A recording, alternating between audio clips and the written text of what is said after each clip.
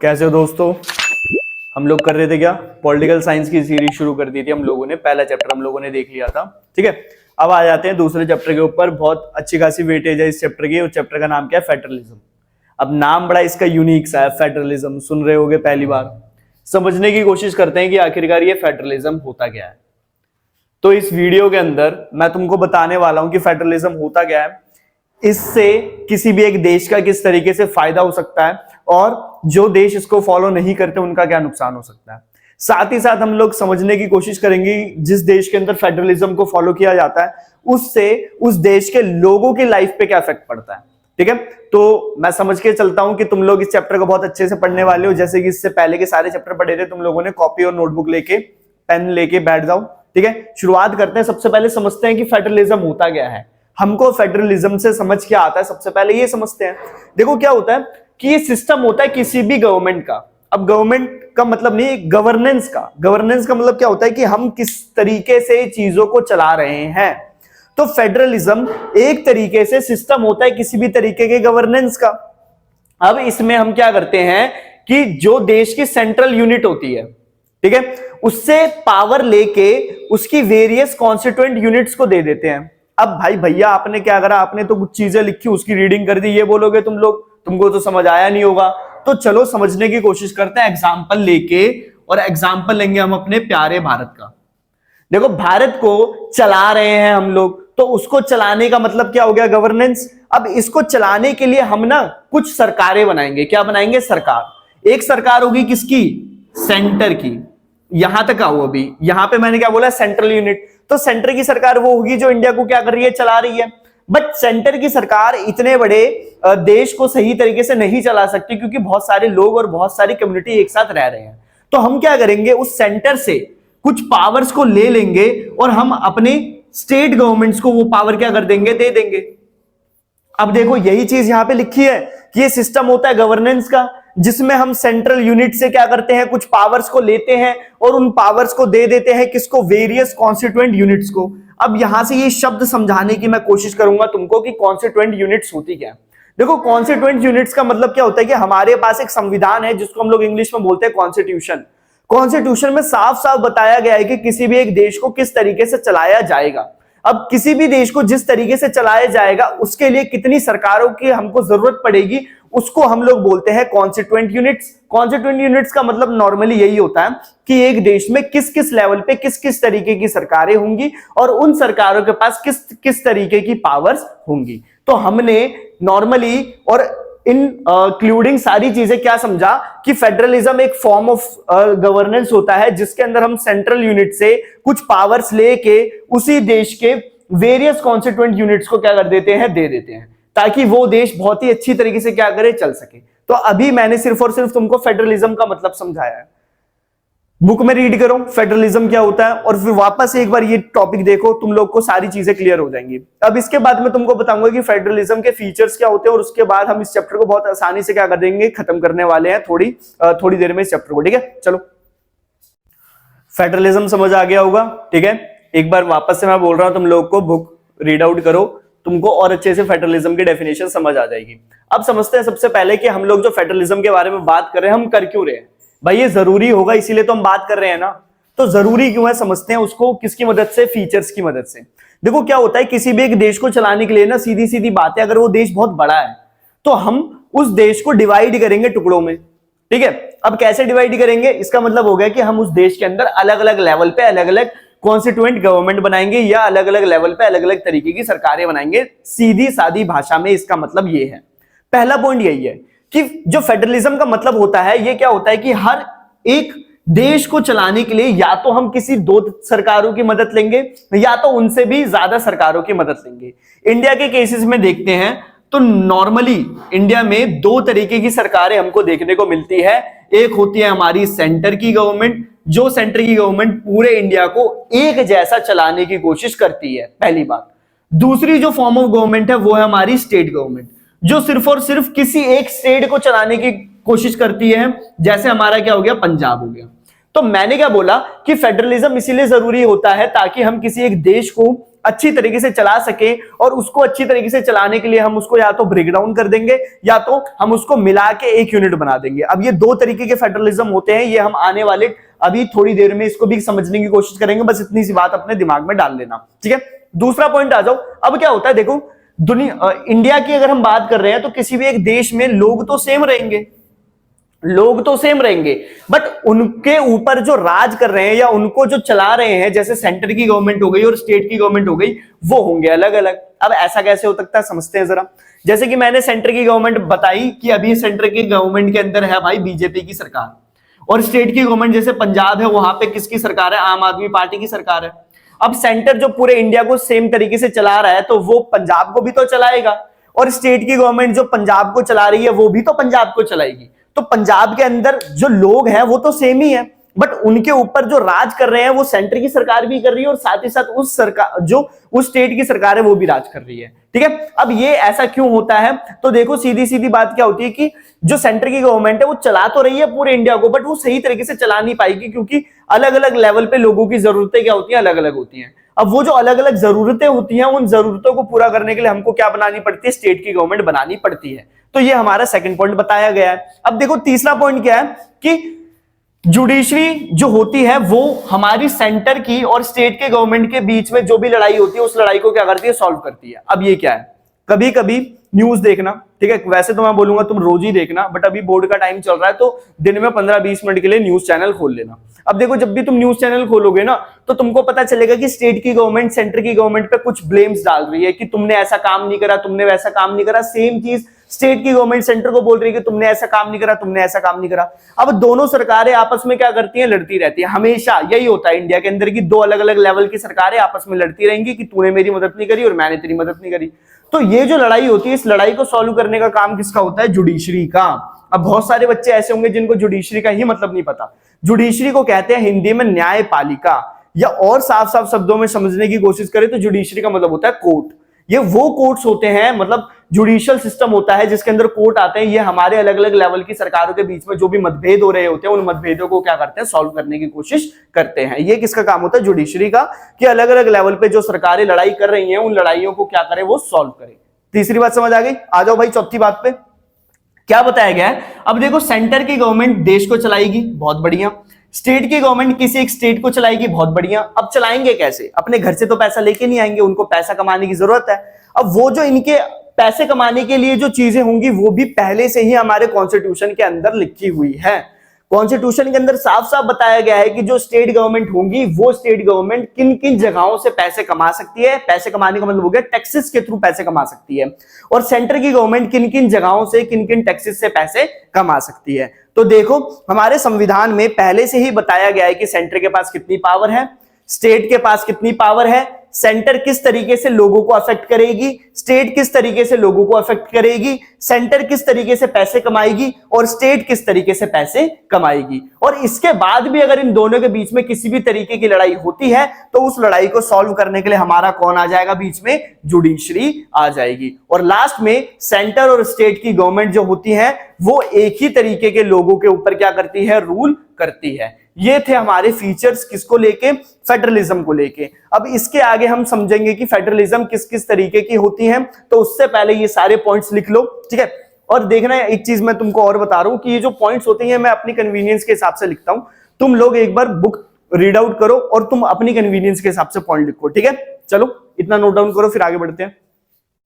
तो जैसा कि लास्ट पार्ट में अभी तक हमने देखा था कि फेडरलिज्म होता क्या है और फेडरलिज्म के फीचर्स क्या होते हैं। साथ ही साथ मैंने तुमको ये भी बताया था कि हमारे जो फेडरलिज्म होते हैं ये अनेक तरीके के होते हैं। अनेक तरीके से कहने का मतलब है सबसे इंपॉर्टेंट अगर कोई है तो वो है कितने भाई, 1 और 2, 2। अब ये जो 2 है ये क्या है समझते हैं सबसे पहले, ठीक है। फेडरलिज्म 2 तरीके के होते हैं, एक होता है कमिंग टुगेदर और एक होता है होल्डिंग टुगेदर। अब ये कमिंग टुगेदर क्या है, होल्डिंग टुगेदर क्या है, इसको समझते हैं जरा। देखो कमिंग टुगेदर का मतलब क्या होता है कि जब बहुत सारे इंडिपेंडेंट, क्या बोल रहा हूं मैं, इंडिपेंडेंट का मतलब क्या हो गया, अलग अलग राज्य, अलग अलग देश जो बहुत ही ज्यादा क्या है, छोटे हैं, वो देश अपने आप को या वो शहर अपने आप को एक साथ लेके आते हैं और एक बड़ी यूनिट बनाते हैं ताकि वो अस्तित्व में आ सके। मतलब लोगों की नजर में आ सके। अब जैसे मैं बोलूं कि मैं और मेरे साथ 5 दोस्त हैं, ठीक है, अब अगर मैं अपने 5 दोस्तों के साथ अलग अलग रहूंगा तो मैं ना अपनी आइडेंटिटी बना पाऊंगा, ना वो 4 अपनी बना पाएंगे। तो हमने क्या सोचा कि हम चलो आपस में मिल जाते हैं, एक स्टार्टअप करते हैं और हम वर्ल्ड में क्या हो गए, फेमस हो गए। तो इस तरीके से क्या बोला मैंने कि दुनिया में बहुत सारे ऐसे छोटे छोटे स्टेट्स हैं जो अकेले कुछ नहीं कर सकते। तो उन्होंने क्या करा, उन्होंने आपस में दोस्ती कर ली और एक फेडरेशन बना ली या एक यूनिट बना ली और उसको बोला गया कमिंग टुगेदर। ठीक है, कमिंग टुगेदर का वापस से समझा देता हूं कि छोटे छोटे यूनिट्स साथ में आए ताकि वो अपने आप को सही तरीके से चला सके। जो अलग अलग देशों के पास या अलग अलग शहरों के पास रिसोर्सेज थे, अब उन रिसोर्सेज को एक माना जाएगा और अच्छी तरीके से वो क्या करेंगे, अपने आप को चलाएंगे। इसका सबसे बेस्ट एग्जांपल क्या है, यूएसए। अब नाम ही में है ये, United states of America. Clear हो गई मेरी बात। ऐसे ही दूसरी चीज क्या है, होल्डिंग टुगेदर। अब होल्डिंग टुगेदर में क्या होता है, ये उसका उल्टा होता है कमिंग का। इसके अंदर बहुत बड़ा देश होता है जो एक साथ अपने आप को चला नहीं सकता, तो वो क्या करेगा, अपने आप को छोटे छोटे हिस्सों में, छोटे छोटे शहरों में क्या कर लेगा, तोड़ लेगा और फिर वो उन शहरों को चलाएगा ताकि उसका पूरा ओवरऑल देश क्या हो जाए, बढ़िया तरीके से चल जाए। सबसे बेस्ट एग्जांपल इसका तुमको क्या लिखना है, इंडिया। इंडिया एक बहुत विशाल देश है, जिस देश को चलाने के लिए हमको उस देश को क्या करना पड़ रहा है, छोटे छोटे टुकड़ों में तोड़ना पड़ रहा है और उसके बाद हम इंडिया को चला रहे हैं और इसी को हम बोलते हैं होल्डिंग टुगेदर। चलो इतना देख लो, फिर आगे बढ़ते हैं हम लोग। तो हमने ये देख लिया कि फेडरलिज्म कितने कितने तरीके के होते हैं। और हाँ, एक चीज और याद रखना कि फेडरलिज्म कितने तरीके के होते हैं, एक तो ये क्वेश्चन बन जाएगा और साथ ही साथ फेडरलिज्म को फेडरेशन भी कहते हैं। तो अगर तुमसे पूछा जाए कि कितने तरीके के फेडरेशन होते हैं, तब भी तुम लोग यही आंसर लिखोगे जो अभी हमने पहले पढ़ा है। और फेडरलिज्म कितने तरीके के होते हैं, तभी भी तुम लोग वही आंसर लिखोगे। अब समझते हैं जरा हम लोग कि इंडिया क्या एक फेडरल कंट्री है। तो इसका साफ साफ शब्दों में अगर 10th क्लास के हिसाब से आंसर दे तो हाँ भाई, इंडिया क्या है, एक फेडरल कंट्री है। बट एक चीज और मैं तुमको एक्स्ट्रा पॉइंट बताने की कोशिश करता हूं, समझना। अगर समझ आ गई तो बहुत बढ़िया बात है, नहीं आई तो कोई दिक्कत वाली बात नहीं है। इंडिया एक फेडरल कंट्री तो है, बट इंडिया के कॉन्स्टिट्यूशन में कहीं पर भी इंडिया को एक फेडरल कंट्री नहीं बोला गया है। क्या बोला मैंने, इंडिया के कॉन्स्टिट्यूशन के अंदर इंडिया को कभी भी एक फेडरल कंट्री नहीं बोला गया है। इंडिया को फेडरल कंट्री के अलावा क्या बोला गया है, यूनियन ऑफ स्टेट्स। क्या बोला गया है, इंडिया जो कि क्या है, यूनियन ऑफ स्टेट। यूनियन का मतलब क्या हो गया, इंडिया एक ऐसा देश है जिसके अंदर बहुत छोटे छोटे क्या है, देश हैं और शहर हैं जिन्होंने अपने आप को एक मिला के क्या बनाया, यूनियन बनाया। बस इतनी सी बात याद रखनी है, रह गई तो ठीक है, नहीं रही तो क्लास 11th में आर्ट्स लोगे तो इस चीज को पढ़ोगे। आ जाते हैं आगे। तो मैंने क्या बोला, क्या इंडिया एक फेडरल कंट्री है, तो 10th क्लास के हिसाब से हाँ भाई, इंडिया एक फेडरल कंट्री है। क्यों है, हमने बोला था फेडरलिज्म के अंदर पावर डिवाइड होनी चाहिए, कम से कम 2 में, और ज्यादा में भी हो सकती है, बट कम से कम 2 में होनी चाहिए। तो बिल्कुल इंडिया के अंदर जो पावर है वो 2 टायर के अंदर डिवाइड हो रही है। अब ये वो वाले टायर नहीं है जो तुम बचपन में चलाते थे, ये कौन से टायर है, इसका मतलब होता है लेवल। तो 2 लेवल में पावर डिवाइड हो रही है, एक सेंट्रल गवर्नमेंट और एक स्टेट गवर्नमेंट। इसके बारे में मैंने तुमको इससे पहले भी बहुत अच्छे से बताया है कि सेंट्रल गवर्नमेंट क्या होती है, स्टेट गवर्नमेंट क्या होती है। अब यहां से एक बहुत बढ़िया सवाल तुम्हारा निकल के आता है जो कि है डिसेंट्रलाइजेशन। अब ये डिसेंट्रलाइजेशन क्या होता है, जब जो बच्चे एनसीईआरटी पढ़ते हैं उनको कंफ्यूजन रहती है कि फेडरलिज्म में और डिसेंट्रलाइजेशन में क्या दिक्कत होती है या क्या डिफरेंस होता है। देखो, फेडरलिज्म के अंदर नॉर्मली हम 2 टायर बनाते हैं, नॉर्मली हो सकता है इससे ज्यादा भी बना ले, बट मोस्ट ऑफ दी जो दुनिया में देश है उनके 2 ही टायर होते हैं, एक सेंटर और एक स्टेट। ठीक है, फेडरलिज्म के अंदर 2 टायर, और जब इन 2 टायर से इनकी पावर्स को लेके किसी तीसरे टायर को दे दी जाए, जिसको हम लोकल लैंग्वेज में क्या बोलते हैं, लोकल गवर्नमेंट। ये शब्द याद रखना कि जब हम सेंटर और स्टेट की पावर को लेके लोकल गवर्नमेंट को दे दें तो उसको बोलते हैं डिसेंट्रलाइजेशन। डिसेंट्रलाइजेशन का अगर तुम मीनिंग समझोगे तो सेंटर को क्या करना है, थोड़ा वीक करना है, या सेंटर की कुछ पावर्स को हमको क्या करना है, लेना है। तो यहां पे वही है कि सेंटर और स्टेट की कुछ पावर को ले लिया और उसको मैंने तीसरे पावर को या तीसरी सरकार को मैंने दे दी, जिसको बोलते हैं हम लोग नॉर्मली म्युनिसिपैलिटीज या पंचायती राज। म्युनिसिपैलिटीज शहरों के अंदर और पंचायती राज गांव के अंदर। इंडिया में पहले सिर्फ 2 ही टायर हुआ करते थे, सेंटर और स्टेट। उसके बाद थोड़े समय बाद 1980 के अप्रॉक्स इंडिया ने तीसरे टायर को भी लाया है, जिसको शहरों में क्या बोलते हैं, म्युनिसिपैलिटी, और गांव में क्या बोलते हैं, पंचायती राज। ठीक है, तो ये थे हमारे क्या कि क्या इंडिया एक फेडरेशन है या क्या इंडिया के अंदर फेडरलिज्म है। तो हाँ भाई है, किस तरीके से है, सेंटर भी है, स्टेट भी है, और लास्ट में हमारी म्युनिसिपैलिटी और पंचायती राज भी आ गई है। और यहां पे मैंने तुमको डिफरेंस भी बता दिया है कि फेडरलिज्म और डिसेंट्रलाइजेशन के बीच में डिफरेंस क्या होता है। इतना नोट करो, फिर आगे बढ़ते हैं। तो फेडरलिज्म के बारे में हमने देख लिया। एक और चीज मैंने बताई थी तुमको डिसेंट्रलाइजेशन के बारे में, एक छोटी सी एरर है, उस एरर को करेक्ट कर लो।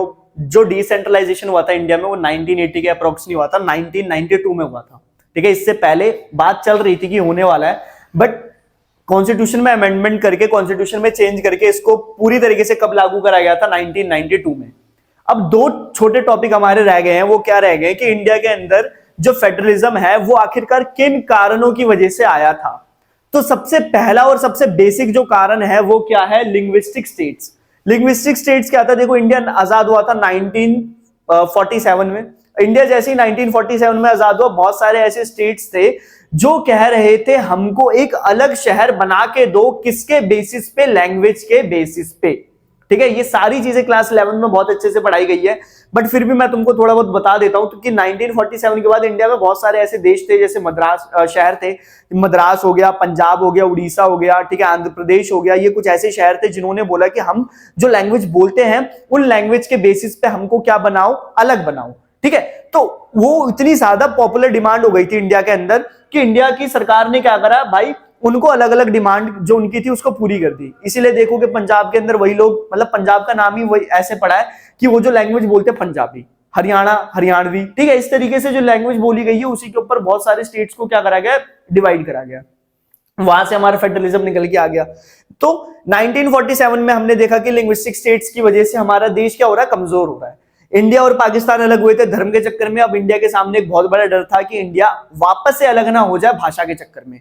तो इसीलिए इंडिया ने एक बहुत प्यारा सा कदम उठाया लैंग्वेज पॉलिसी के नाम से। अब ये लैंग्वेज पॉलिसी क्या होती है? देखो, इंडिया ने क्या बोला, 1960 1970 तक जब सारे शहर जिनको लैंग्वेज के बेसिस पे अलग होना था उनको अलग कर दिया, फिर इंडिया ने बोला कि भाई इंडिया के अंदर कोई भी नेशनल लैंग्वेज नहीं होगी। ये बहुत बच्चों से सवाल पूछा जाता है, इंडिया की नेशनल लैंग्वेज क्या है? बच्चे बोल देते हैं हिंदी है, हिंदी है, हिंदी है, बट हिंदी इंडिया की नेशनल लैंग्वेज नहीं है, क्योंकि इंडिया की कोई नेशनल लैंग्वेज ही नहीं है। इंडिया की सिर्फ और सिर्फ एक ही लैंग्वेज है, मतलब एक लैंग्वेज नहीं है इंडिया की, सिर्फ और सिर्फ जितनी भी लैंग्वेज है वो सारी ऑफिशियल लैंग्वेज है। ऑफिशियल लैंग्वेज का मतलब क्या होता है कि जो भी सरकारी काम होंगे वो दो भाषाओं में होंगे। वो कौन सी भाषाएं होंगी? एक होगी हिंदी और एक होगी इंग्लिश। तो यहां से हमने क्या करा है? इंडिया के अंदर सारी भाषाओं को बराबर करा है। इंडिया के अंदर जो सबसे ज्यादा भाषाएं बोली जाती हैं और जो भाषाएं मानी जाती हैं वो है टोटल 21 प्लस हिंदी, जिसको मान के चलते हम 22 इंडिया के अंदर वो भाषाएं हैं जो कॉन्स्टिट्यूशन के अंदर लिखी गई है कि हाँ ये भाषा इंडिया के लिए क्या है? इंपॉर्टेंट है।